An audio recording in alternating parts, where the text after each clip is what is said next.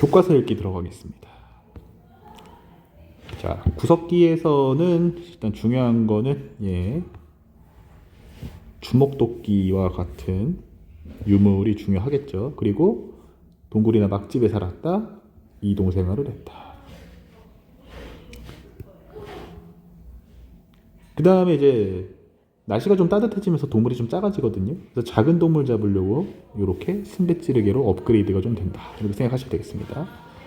신석기 시대는 어떻게 됩니까? 갈아 만든 간석기 쓰죠. 너무 중요한 게 식량을 스스로 생산하게 되는 농경을 합니다. 이 신석기 혁명이라고도 불립니다. 자, 식량을 생산하니까 이제 떠날 필요가 없죠. 그래서 정착 생활이 시작이 됐고, 아직까지는 바다나 움집에서 살아요. 왜냐면 여전히 고기잡이도 중요한 얘기라고 하고 있죠. 고기 잡으려면 바닷가에서 살아야 되기 때문입니다. 신석기 하이라이트와 같은 아이템이 빗살무늬 토기가 보이네요. 가락바퀴와 뼈바늘이 있는 거 중요한 도구죠. 이걸로 옷 만들었다는 거 알 수 있고, 여전히 평등한 공동체입니다. 그래서 구석기, 신석기 모두 계급은 발생하지 않았다. 기억해 주시면 되겠습니다. 그래서 신석기 시대 같은 데는 농경과 목축이 시작된 거, 멈춰 살았던 거, 정착 생활이 시작된 거, 그 다음에 여기 뭐가 씨족이 형성된 거, 부족 단위, 이걸 기억해 주시면 될 것 같아요. 네, 이거 뭐 볼 때마다 놀라운데 이 역사를 89만 명이 보고 있죠. 말도 안 됩니다. 자, 고인돌이죠. 고인돌은 우리가 뭘 기억해야 되죠? 계급 생겼다. 계급이 생겼다는 키워드 기억하시면 되겠습니다. 청동은 귀하기 때문에 이걸로 농사 절대 안 짓고 의뢰용 도구라는 거 제사 지낼 때만 사용했다. 이렇게 생각하시면 되겠습니다. 자, 청동기에서는 제일 중요한 게 뭐냐면 농경의 발달로 먹고 남는 잉여가 생겼는데 이걸로 빈부가 생기고 계급이 생겼다는 거예요. 그래서 스스로는 천손, 나는 하늘의 자손이야 라고 하면서 권위를 높이기도 했다는 거. 그 다음에 등장한 게 철기인데요. 철기는 농업 생산량 더 늘어납니다. 인구 많이 늘어나요. 철제목이 있어서 전쟁도 늘어나게 된다. 고조선이 등장하는데, 자, 이거 꽤 중요한 지도죠. 이 비파형 동검과 고인돌의 분포는 고조선의 세력 기반과 거의 일치하고요. 여기 보시면 당군왕검이라는 이름에 대한 설명이 있는데, 당군은 종교 지도자, 왕검은 정치 지도자. 그래서 둘이 같이 있었다. 재정일치였다는 걸 알 수가 있습니다.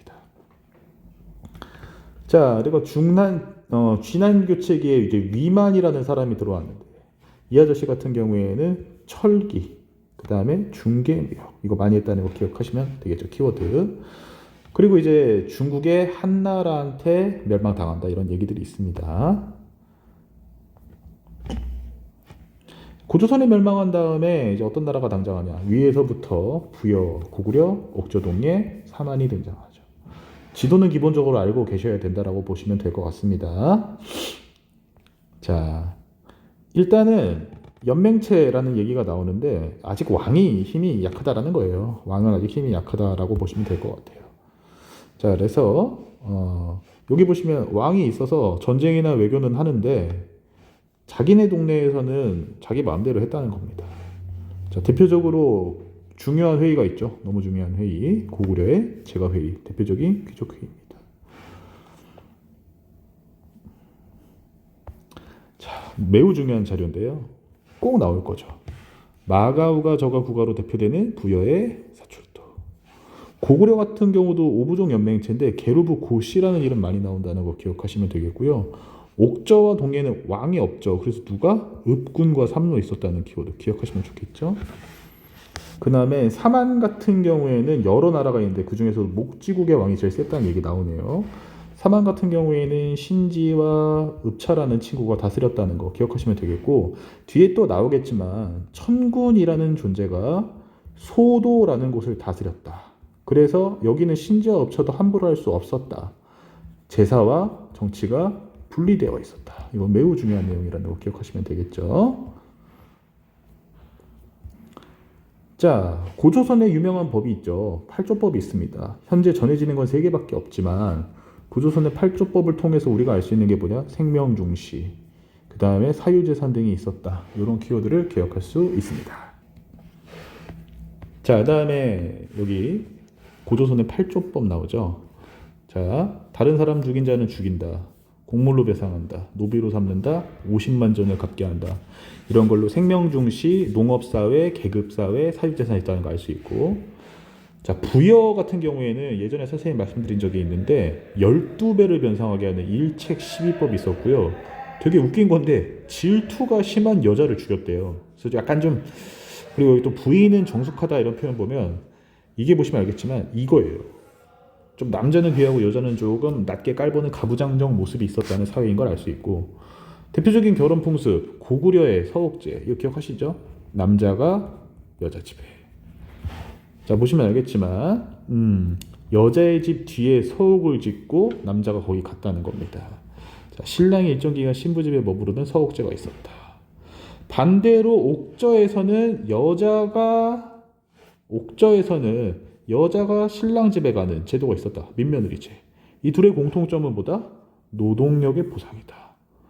농사 지어야 하는데 노동력이 중요한데 시집장가 가버리면 집에서 떠나서 노동력이 줄어드는 거니까 그걸 보존해 주는 거다. 근데 고구려는 남자가 여자 같지만 옥저는 여자가 남자한테 갔다. 책화 이것도 꽤 중요하죠. 부여의 뭐예요? 음락을 침범하면 소나말로 배상하게 하는 책화. 동리의 문제 나올 때 정말 많이 나오는 키워드니까 기억해 주시면 되겠습니다. 자, 이거 보시면 계급이 발생한 건 청동기. 자, 당군왕검이 고조선 건국했어. 초기 국가들은 아직 왕의 힘이 약한 연맹제였어. 초기 고구려 회의는 제가 회의가 유명했어. 이런 거 기억하시면 되겠습니다. 그 도구들이 여러 개 나오는데 여기 보시면 이게 반달 돌칼이에요. 이 반달 돌칼은 청동기입니다. 청동기. 돌로 만들었어. 석기 아니야 싶지만 청동기라는 거 기억해 주시면 되겠고요. 자, 그런데 나중에 철제 농기구는 단단하기 때문에 농사에 굉장히 많이 쓰고 무기도 많이 쓰는 내용 볼 수 있네요. 광기토대왕릉비예요. 엄청 크죠. 7m가 넘는다고 합니다. 자, 이제 중앙집권이라는 얘기를 하네요. 중앙집권은 권력이 중앙으로 집권된다는 뜻인데 이거 하려면 필수적으로 관등제, 즉 관리의 등급을 정비하는 일을 합니다. 100% 해야 되는 게 바로 율령과 불교 그리고 유학이에요. 일단은 율령 같은 경우에는 뭐라고 생각하시면 되냐면 심플하게 법률과 명령 정도로 생각하시면 편합니다. 그래서 국가를 법으로서 통치하는 기반이 만들어진 거고, 불교 같은 경우에는 또 나중에 나오겠지만 왕이 곧 부처다라는 왕즉불 사상에 기반해서 왕권을 강화해 주었다라고 합니다. 자, 그리고 여기저기 지방 관리도 파견을 했다고 하네요. 자, 요거 굉장히 중요한 표인데요. 이게 연맹체가 중앙 집권화될 때 많은 그림이 나옵니다. 보시면 알겠지만 왕을 둘러싼 족장에게 왕이 좀 포위된 느낌이죠. 그래서 이때는 왕권이 좀 낮았다는 거지. 근데 이게 족장들이 귀족화되면서 다 왕들 밑으로 들어가면서 왕의 권한이 강해지고 있는 모습을 볼 수 있는 겁니다. 자, 다음에 율령. 율령은 각국이 다 받아들이는데 굉장히 중요한 포인트 말씀드리면, 자, 고구려 같은 경우에는 소수림 왕이 율령을 반포했고, 그 다음에 백제는 딱히 기록은 없지만 고이왕 때 이미 관등제가 정비됐다는 얘기가 있고, 그 다음에 신라는 법흥왕 때 율령을 반포한다는 거 꼭꼭 기억해 주십시오. 여기 관등제와 관복제 있죠. 관리의 등급을 나누는 거, 관리들의 등급을 나누고 등급에 따라 옷 색깔을 달리하는 거, 이게 관복제. 등급을 나누는 게 관등제, 이렇게 보시면 됩니다.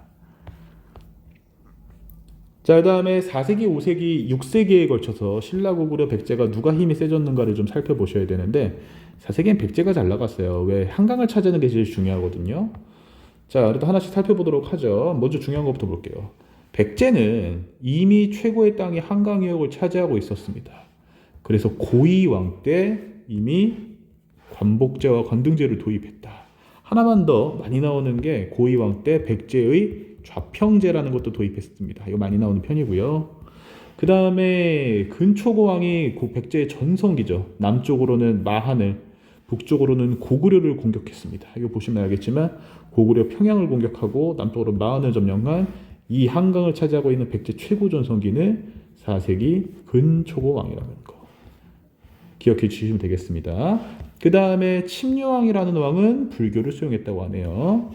신라 같은 경우에는 처음에는 박석김이 돌아가면서 했는데 내물이라는 사람 때부터 아예 김씨가 왕위를 세습하게 되죠.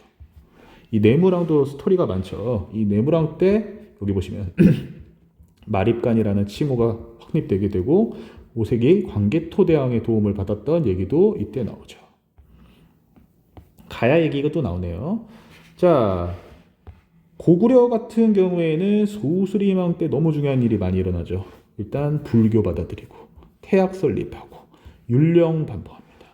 그래서 광개토대왕 때 강력한 힘을 차지하여 보통 한강 이북까지라고 얘기하고 장수왕 같은 경우에는 너무 중요하죠. 수도를 평양으로 천도를 하죠. 왜?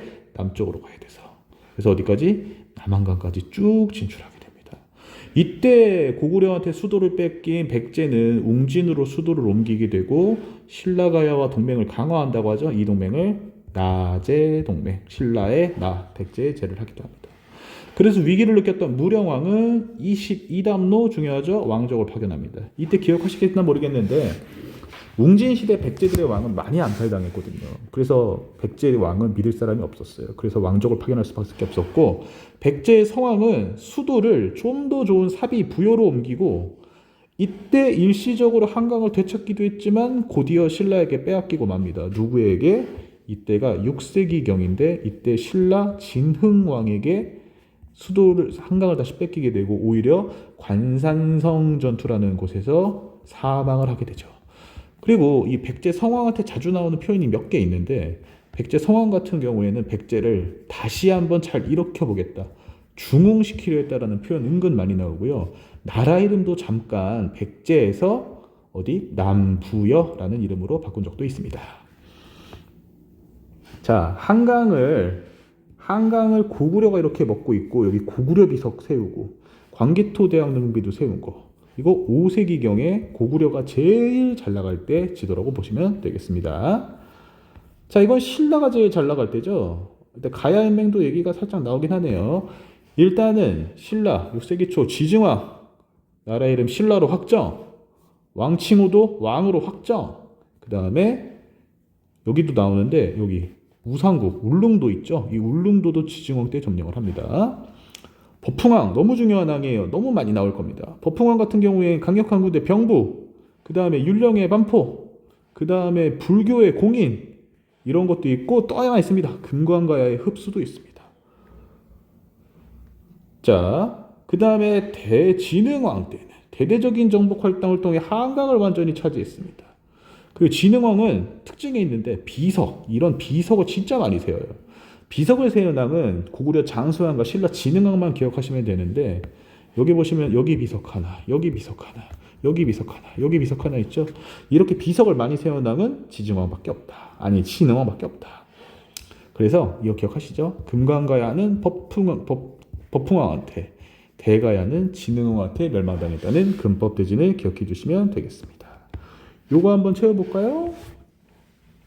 소수리망 때 불교, 그리고 태학, 그리고 율령. 광개토대왕 때 이거 신라 지원한 사건 매우 중요하죠. 이때 나왔던 비석 이름이 호명그릇이라는 거 기억해 꼭 해주시고요. 장수왕은 수도를 평양으로 옮기고 남쪽으로 전신하는 거 하죠. 자, 고희왕 때 관등조 광복제 먹습니다. 근초고왕 때 최고 전성기입니다. 마한 물리친 얘기 꽤 나옵니다. 침류왕은 불교만 기억해 주시면 되고 성왕 때 수도를 사비성으로 옮겼고 남부여라고 이름 잠깐 바꿨다가 한강 일시 회복도 있죠. 신라 같은 경우에는 내물 때부터 김씨의 왕이 세습, 고구려의 간섭을 받았다고 하는데 이게 광개토대왕입니다. 광개토대왕한테 지원 요청한 게 이때였거든요. 지증왕 때 신라 왕, 그리고 지금의 울릉도인 우산구. 법흥왕 중요한 왕입니다. 율령, 불교, 금관가야. 여기 빠진 거 하나만 더 써보면 병부라는 것도 본문에 있었죠. 진흥왕, 한강 대부분 차지하고 이분 같은 경우에 사실 제일 중요한 게 화랑도예요. 화랑도의 국가조직화 너무 중요한 얘기죠. 그 다음에 순수비, 비석을 참 많이 세운 분이 우리 진흥왕. 그리고 금관가야는 법흥왕, 대가야는 진흥왕의 금법대진 기억해 주시면 되겠습니다. 요것도 보시면은 요거 제가회의에서 사형수 처벌하는 얘기 많이 하기도 했었습니다. 어우, 여기 보시면 옷 색깔 정해주는 관복제 보이시죠? 자, 법흥왕 때 금강가야 왕이 와서 항복한 이야기 꼭 많이 나오는 편이니까 기억해 주시기 바래요. 자, 이거 신문왕이 수도 옮기려고 했다는 얘기가 있네요. 신문왕이 대구로 수도 옮기려고 했다가 실패한 얘기 나오고. 자, 신라가 삼국통일하게 되는데 요거 꽤 중요한 내용인데 요게 두 가지만 더 기억해 보시면, 첫 번째 여기 뭐가 있냐면 신라와 당나라의 동맹, 나당 동맹이라는 게 있고요. 백제 멸망당하고 고구려 멸망당하고, 그 다음에 당나라가 동맹을 깨고 신라한테 뒤통수를 치려고 해서 나당 전쟁이 일어나기도 합니다. 그래서 나당 동맹, 백제 멸망, 고구려 멸망, 나당 전쟁, 그때 삼국통일이라고 기억하시면 되겠습니다.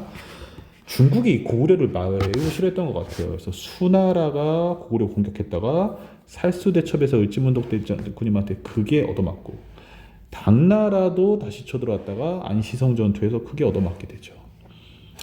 그동안 신라는 백제한테 위기에 몰려서 당나라와 동맹을 맺어 나당 연합을 만들어서 백제를 멸망시켰다. 이 백제를 멸망시켰을 때 주요 전투가 황산벌 전투라고 합니다. 그리고 얼마 안 가서 고구려도 멸망을 시켰어요. 고구려 멸망입니다. 백제와 고구려 사람들은 다시 나라를 일으켜보자라고 하는 부흥운동을 하기도 했습니다. 원래 동맹의 약속에 따르면 평양 아래 땅은 당나라가 아닌 신라가 다스리기로 했는데 당나라는 전체를 지배하려는 욕심을 부려요. 그래서 어쩔 수 없지. 당나라와 싸우려면 힘을 합쳐야 되거든요. 고구려 사람들까지 모아서 전쟁을 일으키게 되고, 너무 중요한 격전지죠. 매소성 기벌포 전투에서 승리하면서 대동강 이남을 차지하고 삼국통일을 획득하게 됩니다. 삼국통일에 대한 얘기를 한번 해보게 되면 의의와 한계가 있어요. 좋은 점이라고 한다면 최초의 통일에다가 문화가 융합되고 전쟁이 감소했다는 점도 있지만, 단점이라고 한다면 외국 세력인 당나라에 의존했다는 점, 또 하나는 고구려 영토를 대부분 잃었다는 단점도 있습니다. 자, 고구려 출신 대조영이 동모산에서 발해를 세웠죠. 발해는 왕이 무문선 기억하시면 되는데, 무왕은 당나라와 대립했고요. 보시면 알겠지만 일본한테 보낸 문서, 고구려라는 뜻을 써요. 고구려 계승을 분명히 했습니다. 이 내용이 있는 게 발해를 고려라고 표현한 일본의 금가도 나온다고 보시면 됩니다. 그러나 이제 문왕 때부터는 이제 슬슬 당나라와의 대립을 이제 줄여요. 개선하기 시작을 하고요. 선왕 때는 최고 영역을 차지하면서 최고의 나라 해동성국이라고 부르기도 합니다. 그래서 무왕은 싸웠고 문왕은 대립을 개선했고 선왕은 해동성국이라 기억해 주시면 되겠습니다. 자, 매우 중요한 왕입니다. 신문왕, 뉴스에 나올 정도로 중요한 왕 신문왕입니다. 일단 국학 설립했죠. 그 다음에 집사부라는 걸 설치해서 여기 출신의 시중이라는 사람에게 힘을 줬습니다. 자, 전국을 구주로 나누고 오소경을 설치했는데, 이 오소경이 신라의 나라치고는 굉장히 많은 거거든요. 이 좁아 터진 걸. 여기 좋은 설명이 있죠.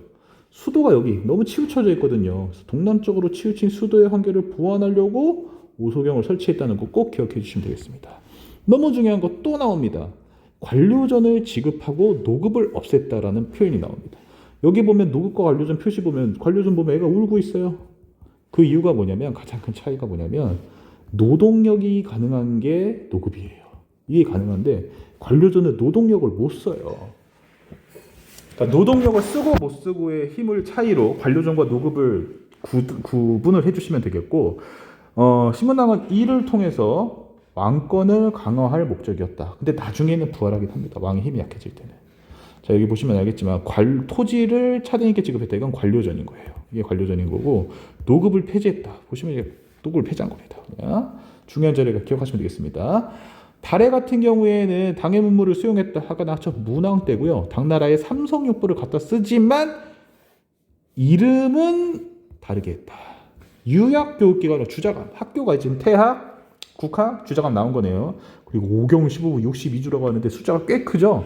이렇게 10이 넘어가는 숫자의 지방행정구역이 나면 발해다라고 생각하시면 되겠습니다. 발해 같은 경우에는 여기 충인, 일, 예지, 신, 이게 유교윤리인데 이게 다른 데서는 안 쓰는 거거든요. 유교 동목을 이름으로 썼다는 거, 이게 당나라와는 구분되는 포인트다. 기억해 주시면 되겠습니다. 이게 황산벌 나오네요. 이거 백제가 멸망한 이야기입니다. 백제 멸망한 이야기. 자, 고대 사회의 신분제라고 하는데 뭐 신분제는 딱히 중요한 건 아니고 신라의 골품제라는 걸 좀 기억하시면 좋겠어요. 이게 골과 품으로 나눠서 골품제라고 보시면 되는데 나중에 저것 때문에 나라가 망합니다. 귀족회의 내용은 하나씩 살펴보면 되겠죠. 귀족회의. 자, 여기 같은 경우에는 신라의 화백회의만 써 있는데 귀족회의는 고구려의 제가회의 이거 많이 나오는 편이죠. 그다음 신라의 백제의 정삼회의도 이름이 좀 나오는 편이라고 보시면 되겠습니다. 자, 여기 철제농기구라는 말이 있는데 그 소로 밭을 가는 우경이에요. 이게 다른 건 보실 거 없고 신라 지증왕 때 도입했다는 얘기가 좀 있다. 이거 기억해 주시면 될 것 같아요. 아, 고구려에서는 백성들 굶어 죽지 말라고 배고플 때 곡식을 빌려주는 값게 하는 진대법이라는 것도 있었다. 이런 거 기억하시면 되겠네요. 너무 중요한 건 바로 이겁니다. 나머지 다 안 보셔도 되고 신라의 촐랑문서라는 게 있습니다. 일단 왜 걷었냐, 이거 왜 썼냐 이게 중요한데요. 세금 거둘 목적입니다. 세금. 그리고 얼마나 자주 썼냐? 3년마다 한 번. 인구, 토지의 크기, 소와 말, 나무까지 굉장히 자세하게 썼다는 걸 알 수 있죠. 이게 지금 신라 촐랑문서에 다 적혀 있는 거예요. 동물, 나무, 사람, 토지 전부 다 왜? 세금 거두려고. 얼마마다? 3년씩. 기억해 주시면 되겠습니다. 이게 골품제인데요. 이게 자신의 등급에 따라서 입을 수 있는 옷의 색깔, 올라갈 수 있는 관직의 크기도 정해져요. 나중에는 이 골품제 때문에 신라가 멸망하게 된다는 내용 기억해 주시면 되겠습니다. 자, 이제 종교사상 얘기 나오는데 요 그림 좀 많이 나오는 편이죠. 바로 이차돈 얘기예요. 이차돈. 이차돈은 신라 사람입니다. 신라 사람. 법흥왕이 불교를 좀 만들려고 그랬더니 이 귀족들이 어떻게 해요? 반대를 해요. 그래서 이차돈의 순교, 이차돈이 죽었을 때 신성한 일이 있다고 하죠. 이게 목에서 하얀 피가 이렇게 쏟아져 나왔대요. 이런 이벤트가 있고 나서야 신라 사람들이 불교를 믿기 시작했다고 합니다. 자, 여기서 원시신앙은 뭐 신석기 시대 사람들이 그 신석기 이 신석기 시대 사람들의 여러 가지가 있는데 첫 번째 무생물을 믿는 애니미즘, 동물을 믿는 토테미즘, 그다음에 영혼의 존재를 믿는 샤머니즘 같은 이런 게 이제 원시 신앙이라고 보시면 되고요. 그다음에 청동기부터 나는 뭐예요? 하늘의 자손이야.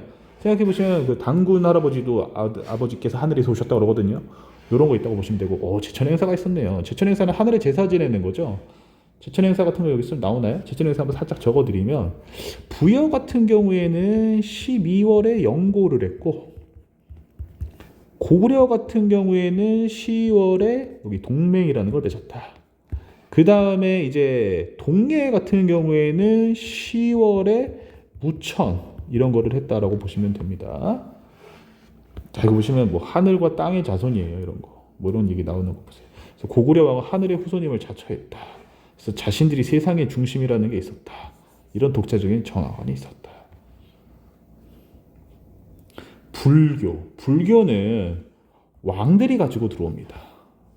불교 같은 경우에는 다시 한번 정리해보면 고구려 같은 경우에는 소수리망이, 백제 같은 경우에는 침류왕이, 그리고 신라에서는 법흥왕이 받아들였다. 불국토는 부처님의 땅이라는 거고 여기 보면 업설이라는 게 있는데 불교는 기본적으로 환생을 하거든요. 환생. 그래서 내가 전생에 잘 살았어. 내가 전생에 잘 살았으니까 나는 지금 귀족이고 너는 못 살았으니까 평민이야. 억울하면 너도 잘 살던가. 귀족들이 자신의 지위와 권력을 강화하는데 이 이론을 사용했다라고 보시면 될 것 같습니다. 여기 보면 나라를 지키는 불교라서 호국불교라는 얘기도 합니다. 그리고 신라 같은 경우에는 불교식 이름이에요. 이 뭐 진흥이니 진평이니 이런 이름 다 불교식 이름이고 요거는 호국불교의 성격이 드러나는 화랑들의 가르침 세소고기가 나오네요. 자, 여기 귀족들 같은 경우에는 업설을 통해 신분질서를 옹호했다라는 말도 있고 유명한 작품들이 많죠. 이건 백제의 대표적인 미륵사 다 보건도고 반가 사유상이네요. 그냥 많이 나오진 않습니다.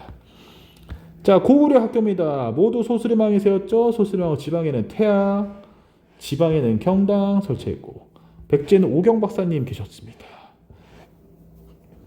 자, 유학 같은 경우에는 이런 충성을 강조하는 걸 많이 가르쳤다라고 보시면 되고 학교는 무조건 유학입니다. 도교 너무 중요합니다. 너무 중요하고 금동무늬 대왕 향로 산수무늬 벽돌 사신도는 100% 나올 겁니다.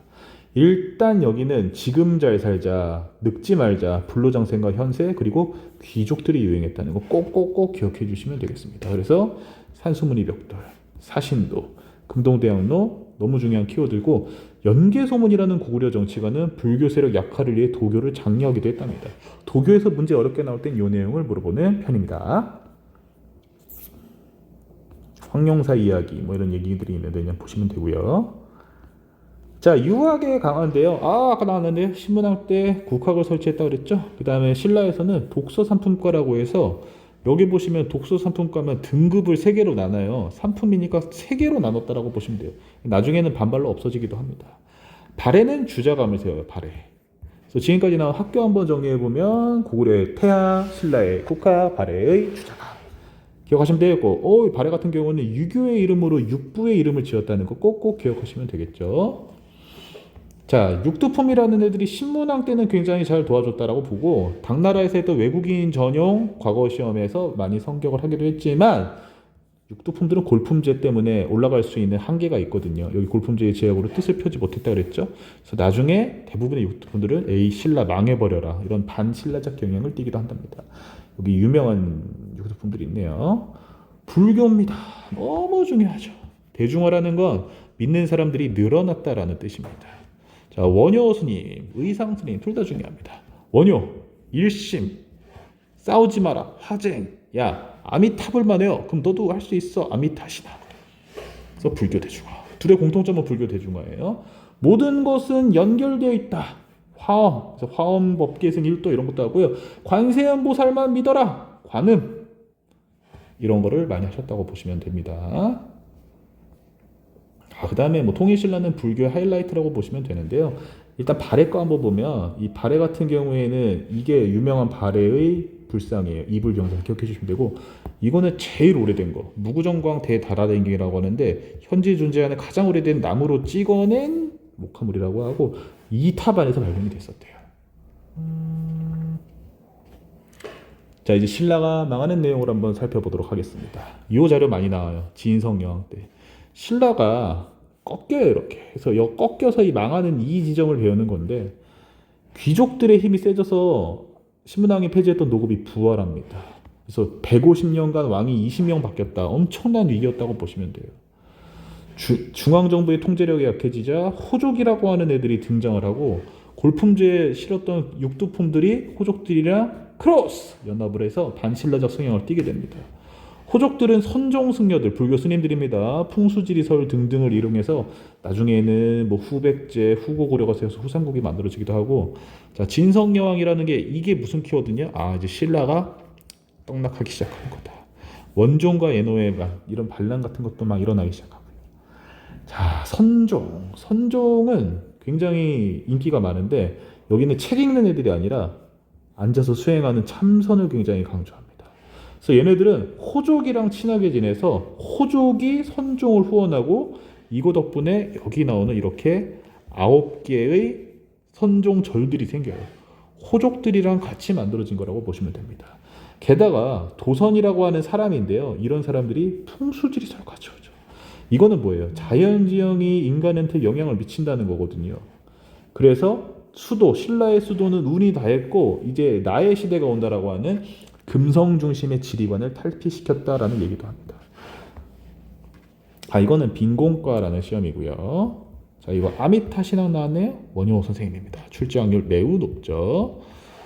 자, 이건 향도라고 하는데 많이 나오지는 않습니다. 그 다음에 개인의 참선을 강조했다. 참선종, 선종이고요. 자연한테 영향을 받았다. 풍수지리살 이렇게 생각하시면 되겠습니다. 이 비석 유교에서 많이 나오는 건데 임신석이라고 해요. 이게 뭐냐면 신라의 화랑들이 유교 진도 빼자. 신라의 화랑들이 유교 진도 빼자라는 얘기라고 보시면 될 것 같아요. 그래서 뭐 이 정도만 보시면 될 것 같고 나머지는 보셔도 될 것 같습니다. 이렇게 해서 1부 마치겠습니다.